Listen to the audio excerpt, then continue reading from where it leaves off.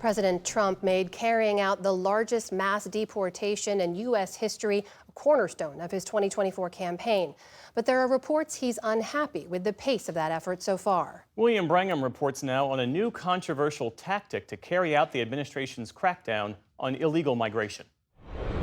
This plane landed in San Jose, Costa Rica last week, descending through a cloud of uncertainty. On board were 135 people deported from the U.S. on a journey back to their home countries or somewhere else. None are Costa Rican citizens. Vienen 65 niños. There are 65 children and 70 adults. They are families. Costa Rica is committed to voluntarily returning deportees to their country of origin in up to 30 days.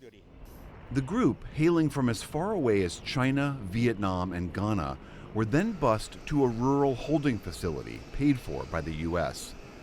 Costa Rica became the second Central American country after Panama to serve as a stopover for unauthorized migrants being removed from the U.S.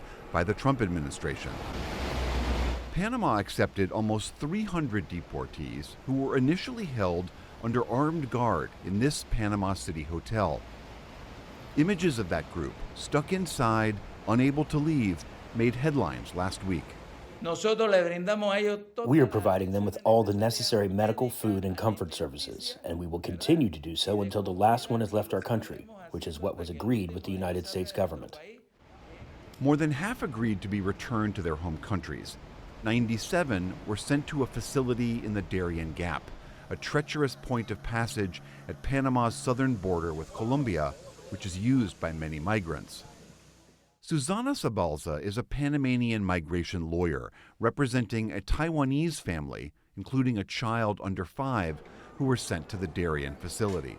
Do you have any understanding as to what the conditions are like in that facility? I haven't seen the conditions with my own eyes, but I've spoken to reporters who have, and they said the conditions weren't pleasant. We have to keep in mind the children, who are the future of humanity. If they're experiencing this type of trauma in a tropical refugee camp, I want to know that they are doing well and that they have good care. If we could get them out of our country, we have other countries that would take them. This new process, using Latin American countries as a temporary bridge for deportees, partly helps the administration because the U.S. doesn't always have diplomatic relationships with some of the migrants' countries of origin.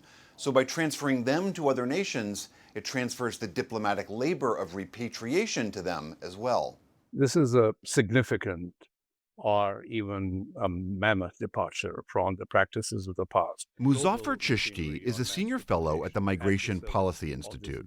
The president has made no secret of the fact that he believes that he won this election using immigration as a calling card. And that message has not been lost on every single agency head and cabinet member of this administration. They have decided that deportation machinery is now number one paragraph of their job description.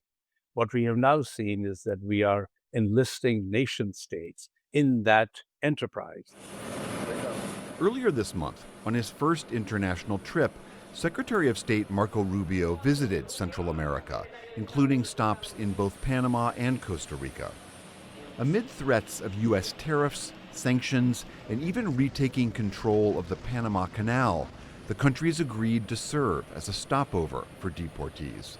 We do a lot of other things with Panama that go beyond just the canal. I mean, they've been a great partner on the slowing down the rate of migration on the Darien and the coming across the Darien Gap and the like. So I think it was a good visit. The Department of Homeland Security, which is central to the administration's deportation policy, did not respond to NewsHour's request for comment. But Muzaffar Chishti says the process raises many questions, as does the administration's overall approach to migrants so far. They may be violations of U.S. law, especially with respect to people who have expressed fear of being returned.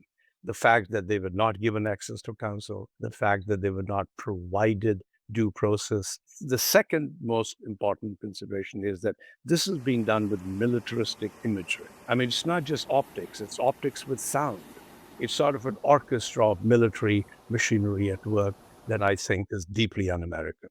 In the meantime, Lawyer Susana Sabalza is trying to figure out what comes next, and she has a plea. We are asking our president of Panama and his counterpart in the United States to have a little compassion, and that they give each case the opportunity to be reviewed before sending these families to the brink of death, because at some point, this is going to be scrutinized by some international body, and that's where we're going to see the consequences. For the PBS NewsHour, I'm William Brangham.